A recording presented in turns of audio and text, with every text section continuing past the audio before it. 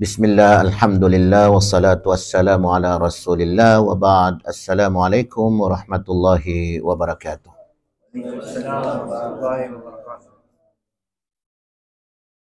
Isang napakagandang pagkakataon ang ibinibigay sa atin ng Allah subhanahu wa ta'ala ngayong Ramadan dahil kahit papaano ay patuloy natin nadidiscuss ang patungkol sa ating pananampalataya, patungkol sa Islam. Alam natin ang kalaman kapag mayroon tayong natutunan ay dapat ay ulit-ulitin natin ito. Ulit-ulitin natin sa ating mga sarili, i-review natin ang i-review. Lalo na ang banal na Quran. Kahit na alam na natin, huwag pa rin tayo makapanti sa alam natin. Kailangan ulit-ulitin natin, basahin natin ng paulit-ulit. O kaya ay pakinggan natin ng paulit-ulit para nang sa gayon ay tumatak na sa ating puso't isipan at masanay na yung dila natin ay mabago na yung mga mali na nakasanayan natin dati pa na hindi tayo nag-aaral ng tamang pagbigkas o tamang pagbasa ng Quran. Alam ninyo mga kapatid na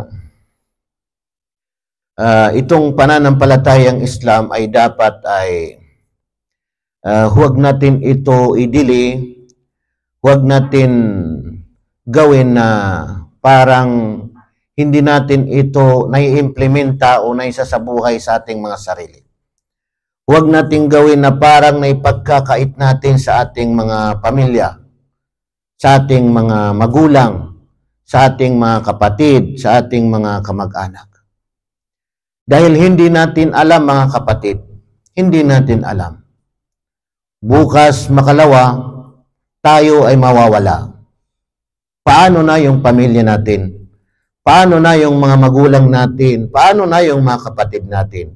Mga kamag-anak natin na hindi ba natin naisip na karapatan nila sa atin na maiparating natin sa kanila?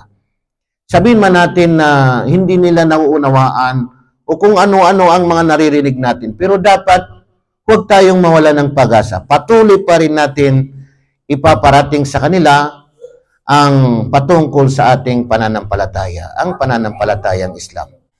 Kapag hindi natin ito bigyan ng pansin, ang tanging iisipin lamang natin ay ang ating mga sarili, na pati ang ating mga sarili ay hindi natin naisasabuhay. Hindi natin naisasabuhay mabuti ang katuruan sa pananampalatayang Islam. At hindi natin naibabahagi sa ating mga pamilya. Minsan ay binabaliwala natin, minsan ay dinidili natin. Minsan ay nahihiya tayo. Mismo sa magulang natin, kapatid natin, kamag-anak natin, nahihiya tayo. Paano kung tayo ay mawala na? Hindi na natin na iparating sa kanila. O paano kung sila naman ang mawala bago sa atin? Sila yung maunang mawala. Dumating sa kanila yung kanilang takdang oras. Napapansin natin sa ating mga sarili na saka tayo kumikilos, saka tayo gumigising, saka tayo magplano na ipangaral natin ang Islam kapag nakita na natin na malubha na ang sakit ng ating pamilya. Kapag malubha na ang sakit ng ating mga magulang, o ang ating mga lolo, lula, o ang ating mga tiyuhin, tiyahin, o ang ating mga kapatid, doon tayo kikilos na magsahada ka na. Tingnan ninyo, isang malaking sabihin natin na malaking pagkakamali natin kasi saka tayo kumikilos pagka nandyan na, pagka wala na.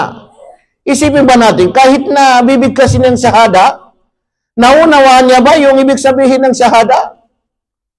Sapat na ba yun? Nabanggitin mo? Naunawaan niya ba? Ano bang pinagsasabi niya?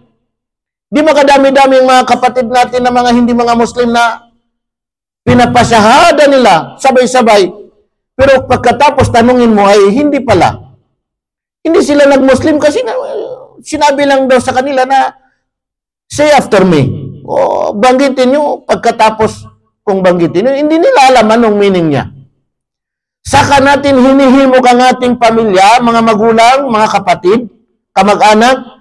Kapag dumating na sa kanila yung talagang malubhan ng kanilang sakit, halos hindi na makapagsalita, halos hindi na makakilos, hahanapan natin ng paraan na magsahada. Bigkasin mo lang ito, bigkasin mo lang ito. Hindi nga natin ipinaliwanag sa kanila noon. Kasi binabaliwala natin. Hindi natin binigyan ng panahon. Ano ba yung nakakalungkot sabihin na nahihiya tayo? Kapatid mo, magulang mo, kamag-anak mo, pero nahihiya kang iparating sa kanilang Islam. Huwag mong sabihin na nahihiya ka. Anong dapat mong sabihin? Mahina kang tao, mahina kang lalaki. Dapat maging malakas tayo. Dapat maging responsibilidad tayo kay tayo yung mga lalaki dapat iparating natin sa ating mga pamilya. Sa ayaw at sa gusto nila, hindi naman natin sila pinipilit. Pero kailangan hanapan natin ng paraan, anumang paraan, para may parating natin sa kanila ang tamang katuruan, ang pananampalatayang Islam. Pero siyempre, uunahin muna natin ang ating mga sarili. Tingnan ninyo ang sinabi ni Propeta Muhammad sallallahu alaihi wasallam. Inna Allah yaqbalu taubatal abdi ma lam yugargir. Katotohanan na ang Allah ay tinatanggap niya ang pagbabalik loob ng kanyang alipin. Tinatanggap ng Allah ang pagbabalik loob ng kanyang alipin ma lam yugargir. Hanggat hindi pa dumating sa punto na siya ay naghihingalo na. Tayo, alam na natin na wala. Minsan, oxygen lang ang ikinabubuhay mo eh. Wala nang malay, wala nang ano eh. Doon tayo makapag-isip na kailangan kong mapasyahada. Pero nung malakas pa ang kanilang katawan, mga magulang natin, mga kapatid natin, kamag-anak natin, malakas pa ang kanilang katawan, ay hindi natin hinahanapan ng paraan para maunawaan nila ang pananampalatayang Islam.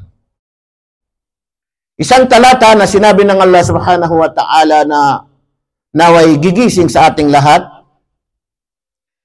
na sinabi ng Allah subhanahu wa ta'ala sa banal na Quran, Innal ladhina kafaru bi ayatina sawfa nuslihim nara kullama nadijat juluduhum baddalnahum juludan ghairaha liyazuqul azab. Ayon sa kahulugan ng talatang ito, innal ladhina kafaru bi ayatina. Katotohanan, sabi ng Allah subhanahu wa ta'ala, na silang mga tao na tumanggi sa aming mga aya, aming mga talata, aming mga tanda, aming mga katibayan. Sila'y tumanggi. Hindi nila tinanggap. Innal ladhina kafaru bi ayatina sawfa nuslihim nara. Walang pag-alinlangan. Siguradong sigurado, sabi ng Allah, nuslihim nara, na ipapasok namin sila sa impyerno. Mga taong tumanggi sa mga talata, mga tanda, mga katibayan ng Allah subhanahu wa ta'ala, walang pag-alinlangan na sila ay ipapasok namin, sabi ng Allah, sa impyerno. Para matikman nila ang hapdi ng impyerno. Para matikman nila ang kaparusahan. Para matikman nila ang sakit na kung saan ay tinatanggihan mo ang salita ng Allah. Tinatanggihan mo ang mga talata ng Allah. Tinatanggihan mo ang mga tanda, mga katibayan ng Allah subhanahu wa ta'ala. Nabanggit natin noon na mag-witness, magtitistigo sa atin ng ating mga dila. Magtitistigo sa atin ng ating mga kamay. Magtitistigo sa atin ng ating mga paa. Hindi lamang ito, kundi magtitistigo sa atin ng ating mga pandinig, magtitistigo sa atin, laban sa atin ng ating mga paningin, at ganun din magtitistigo sa atin, laban sa atin ang ating mga balat. Tingnan ninyo, lahat, ibig sabihin ay lahat. Kaya dapat ay pangalagahan natin ang lahat ng buong katawan natin, kasi lahat ng mga ito ay magtitistigo sa atin. Innal ladhina kafaru bi ayatina sawfa nuslihim nara.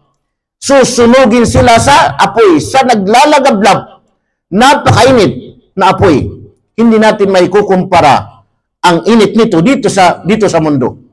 Sawfa nuslihim nara kullama nadijat juluduhum, sa tuwing masusunog ang kanilang mga balat. Kasi susunugin sa impyerno nga po. Kullama nadijat juluduhum, sa tuwing masusunog ang kanilang mga balat, lahat ng kanilang mga balat, baddalnahum juludan ghairaha. Tingnan niyo ng tindi niya, mga kapatid. Baddalnahum juludan ghairaha. Papalitan namin, sabi ng Allah subhanahu wa ta'ala, ng ibang balat. Kasi sunog na eh. Papalitan ng Allah subhanahu wa ta'ala ng ibang balat at susunugin naman muli. Paulit-ulit na gano'n ang gagawin sa kanila. Sa paliwanag ng mga ulama ay yung dating balat niya na hindi pa nasunog ay ibabalik naman ng Allah subhanahu wa ta'ala. Kullama nadijat juluduhum, sa tuwing masusunog ang kanilang mga balat, baddalnahum juludan ghairaha, ay papalitan namin, sabi ng Allah subhanahu wa ta'ala, ng ibang balat. Ibig sabihin ay ibabalik ng Allah subhanahu wa ta'ala ang unang kanilang balat na hindi pa nasunog. Sa anong dahilan? Liyadhuqul azab, upang kanilang matikman ang kaparusahan. Upang kanilang matikman ang kaparusahan. Hindi ba tayo nababahala sa talatang ito na sinabi ng Allah subhanahu wa ta'ala? Dapat ibigyan natin ng pagkakataon. Huwag nating hintayin na saka lang ako magbalik loob, saka lang ako magbago. Kapag malapit na akong mamatay, kapag matanda na ako, kapag ganito na, hindi. Dapat ay habang maaga, ay ibig sabihin tayo ay magbalik loob na sa Allah subhanahu wa ta'ala. Tigilan na natin ang lahat ng mga alam natin. Kasi tayo yung nakakaalam sa ating mga sarili.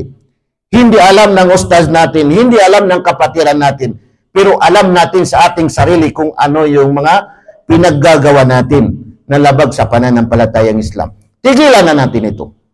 Unahin natin ang ating mga sarili at patuloy sa ating pag-anyaya sa ating mga pamilya, sa ating mga magulang, sa ating mga kapatid, sa ating mga kamag-anak. Huwag nating hintayin na saka natin maisip na anyayahan sila sa Islam kapag dumating na sa punto na matindi na o malubhan ng kanilang sakit.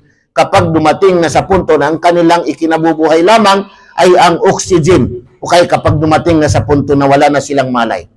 Kasi maliwanag yung sinabi ni Propeta Muhammad sallallahu alaihi wasallam, inna Allah yaqbalu tawbatal abdi ma lam yughargir. Katotohanan na ang Allah ay tinatanggap niya ang pagbabalik loob ng kanyang alipin ma lam yughargir, habang o hanggat hindi pa umabot sa punto na siya ay naghihingalo na. Kasi pag dumating na sa punto na siya ay naghihingalo na, ay ibig sabihin wala na, kasi sarado na ang kanyang pagbabalik loob sa Allah subhanahu wa ta'ala. Ganon din, sarado na ang kanyang pagyakap sa Islam kasi dumating na sa punto na siya ay wala na, naghihingalo na. Kaya habang maaga, huwag nating hintayin na dumating sa punto na saka tayo magbabalik loob. Kapag nagkasakit tayo, saka natin anyayahan ang ating mga magulang, ang ating mga kapatid, ang ating mga kamag-anak, kapag ibig sabihin ay nagkasakit na sila o malubhan na ang kanilang sakit. Huwag nating isipin, huwag nating sabihin, huwag nating ipangatuwiran na kasi kahit anong sabihin ko sa kanila, yung tigas ng kanilang ulo. Hindi. Kasi gumagawa lang tayo ng reason para mag-stop na tayo mag-anyaya sa kanila. Habang buhay tayo, tuloy-tuloy. Pakinggan man nila yung hindi, kailangan tuloy-tuloy pa rin. Kailangan lang natin humanap ng mga magagandang paraan, may kasamang wisdom o kaya ay hikma, upang sa gayon ay maunawaan nila ang ating ipinaparating sa kanila. So hanggang dito na lamang. Assalamualaikum warahmatullahi wabarakatuh.